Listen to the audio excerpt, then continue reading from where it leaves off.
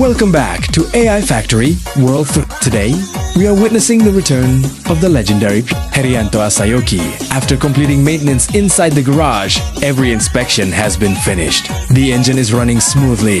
With its fresh appearance and powerful Mercedes-Benz 1626 engine, this premium coach is preparing for another long-distance journey from East Java to Jakarta. Before carrying passengers, every important component is carefully checked to ensure maximum safety, comfort, and reliability throughout the trip. For many bus enthusiasts, seeing a PO Haryanto bus leave the garage is always a special moment. It represents dedication, professionalism, and the passion behind one of Indonesia's most respected bus companies. Stay with us until the end as we follow this amazing coach from the garage, ready to begin another unforgettable adventure across Java. Let's enjoy the journey together.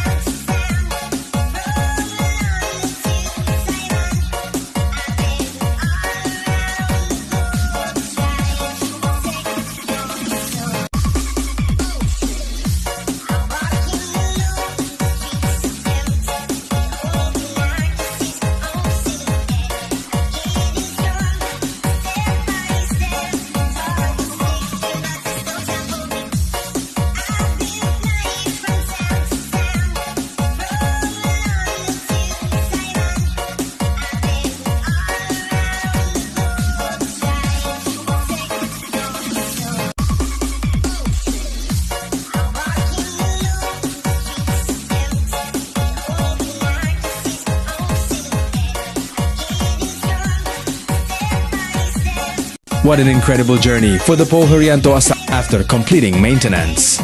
This beautiful coach is once again ready to travel from East Java to Jakarta, carrying passengers safely and comfortably. We hope you enjoyed watching every moment of this legendary Indonesian bus. If you love premium bus videos, garage tours, and exciting road journeys, this channel is the perfect place for you. Thank you very much for watching AI Factory World 13. Don't forget to like this video, subscribe to the channel, and turn on the notification bell so you never miss our next Indonesian bus adventure.